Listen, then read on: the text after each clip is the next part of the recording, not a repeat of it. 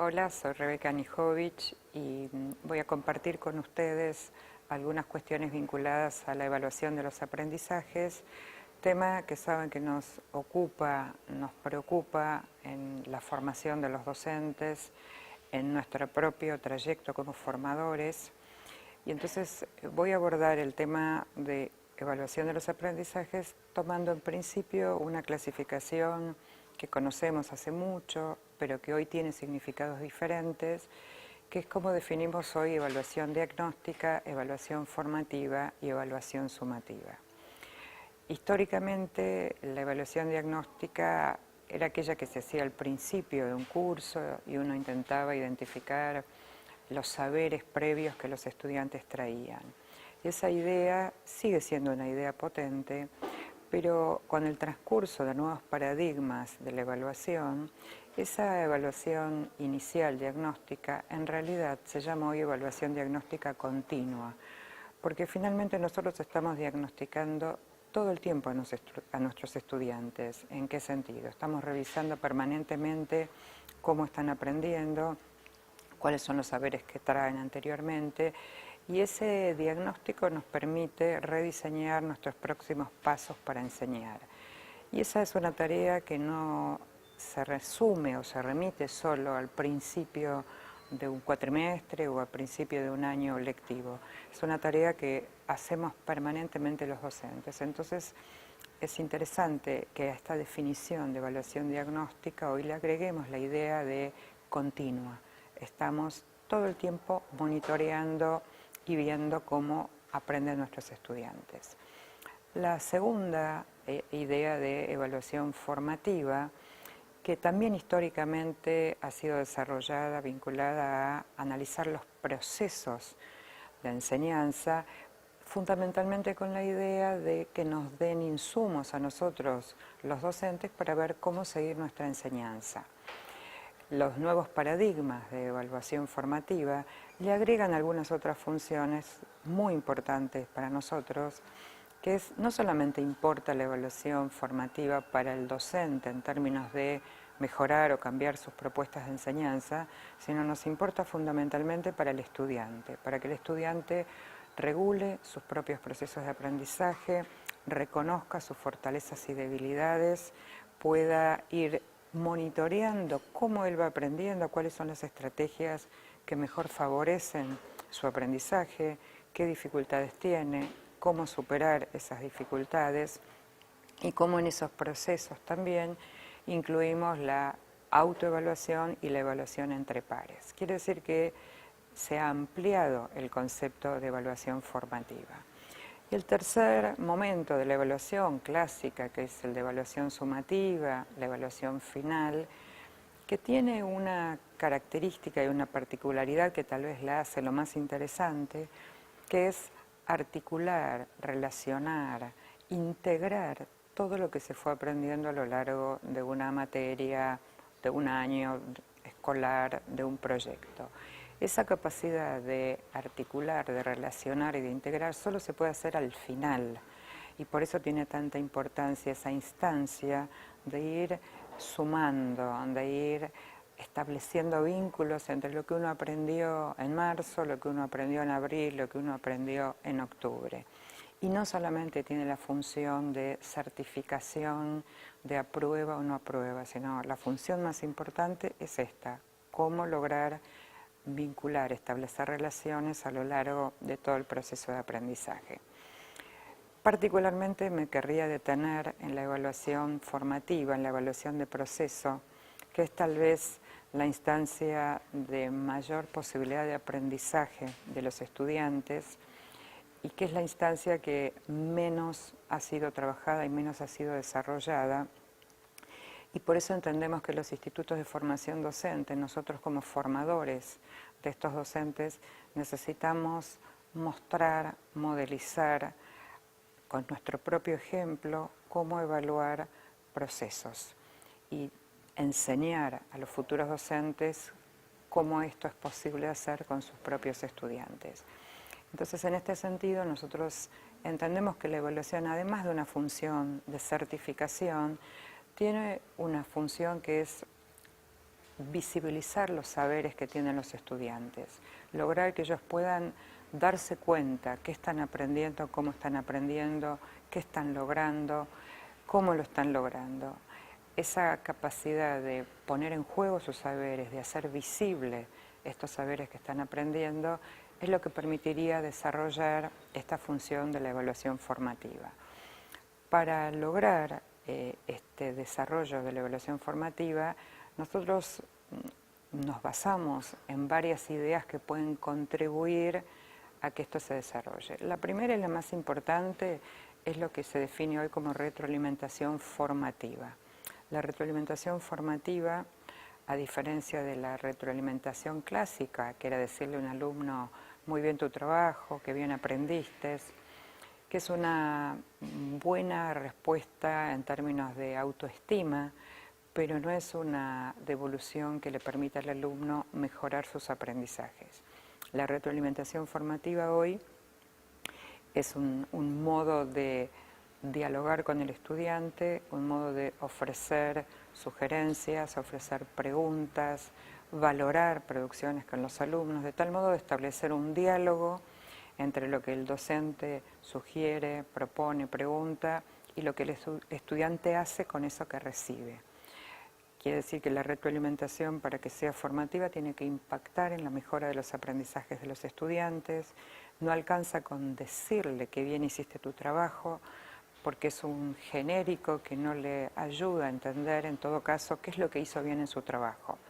Entonces, la idea de la retroalimentación formativa ocupa un lugar central hoy en la evaluación formativa. La segunda idea es que para que el aprendizaje efectivamente cumpla esta función en términos de incorporar saberes y usarlo flexiblemente cuando lo necesito y ser capaz de ofrecer un ejemplo y ser capaz de explicar con mis propias palabras y de relacionar, necesito que los criterios de evaluación sean públicos y transparentes. Históricamente nosotros no sabíamos por qué un docente nos ponía un 7 o un 8 y estaba de alguna manera oculto el criterio por el cual el docente nos había puesto un 7 o un 8. Hoy es condición, en términos, si quieren, hasta de derechos del estudiante, de saber qué es lo que estamos observando de su producción, a dónde tiene que llegar, cuál es la meta de aprendizaje que tiene que cumplir. Entonces, necesitamos que estos criterios sean públicos, transparentes, que los pueda conocer toda la comunidad educativa, no solo los estudiantes, y que esto ayude a que los estudiantes aprendan a autoevaluarse y también a hacer prácticas de evaluación entre pares.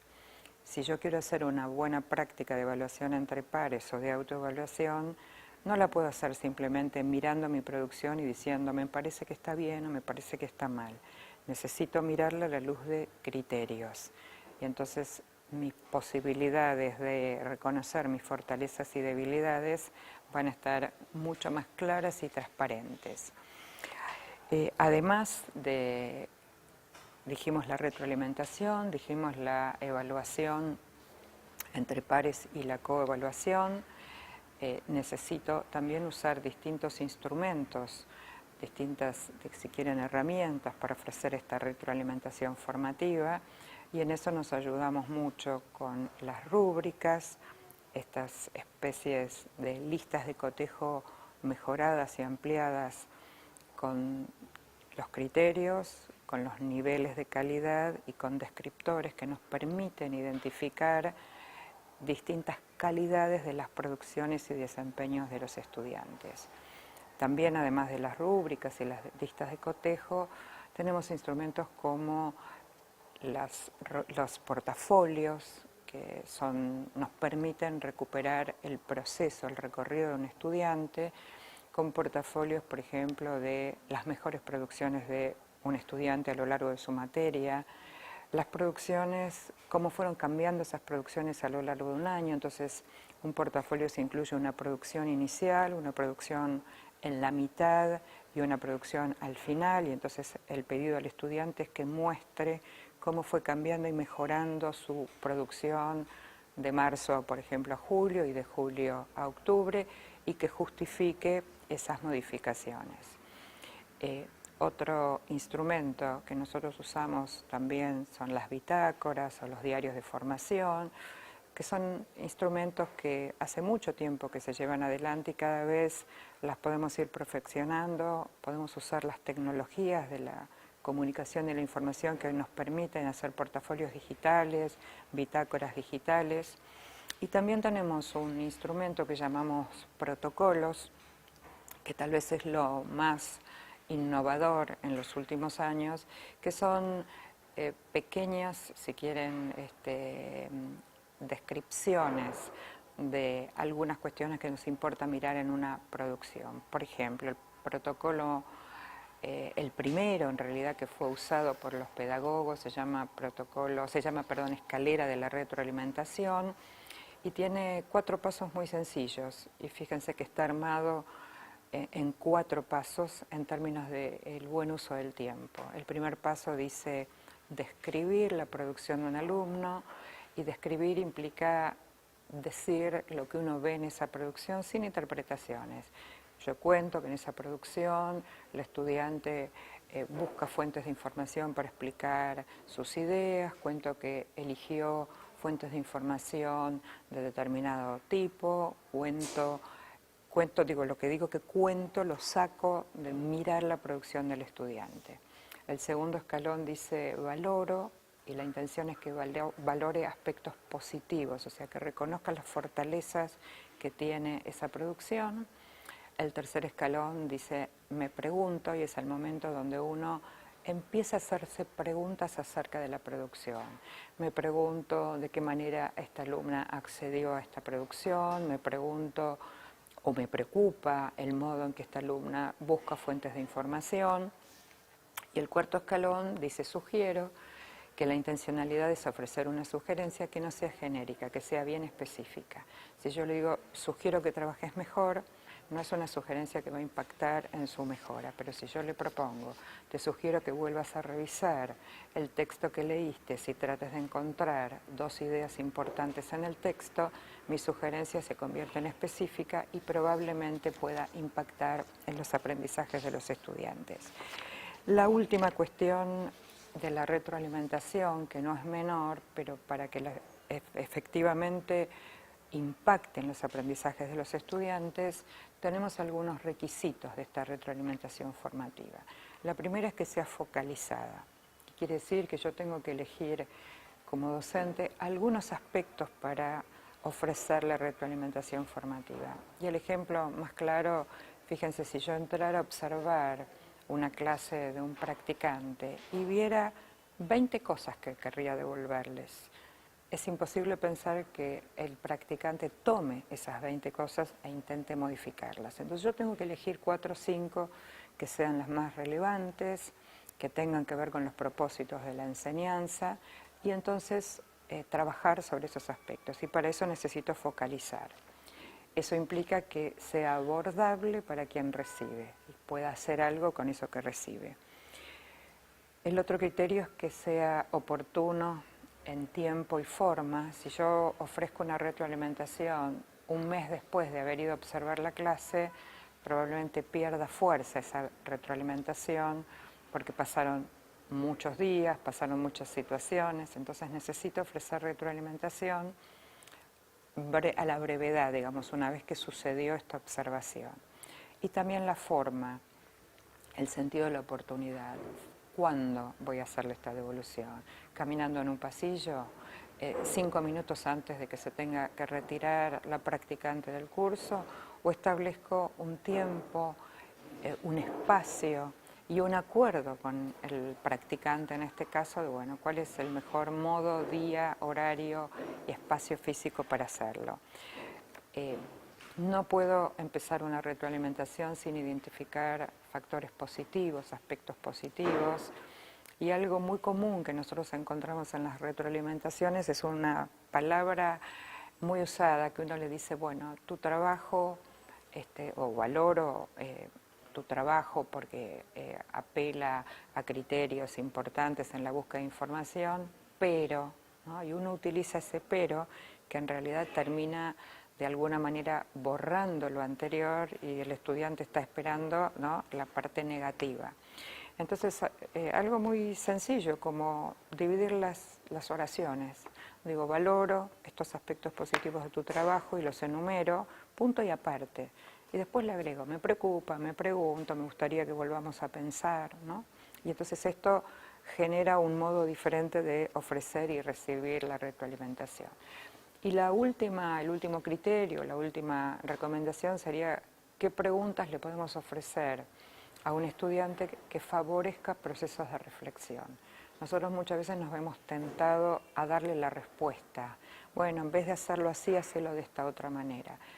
Y no siempre la mejor manera de ofrecer retroalimentación es darle la respuesta. Muchas veces es dejarle planteada una pregunta para que lo piense, para que él intente o ella intenten resolverlo y después sí generar un espacio de conversación. En este sentido es que pensamos hoy que la retroalimentación formativa tiene un peso casi más importante que la retroalimentación clásica, que la evaluación tradicional que nosotros conocemos que solamente certificaba. Entendemos que esta manera de ofrecer retroalimentación la pensamos para los docentes de los institutos de formación que están formando a otros, porque esta es la manera que pensamos que estos estudiantes, futuros docentes, pueden aprender este modo de evaluar y aplicarlo después con sus propios estudiantes.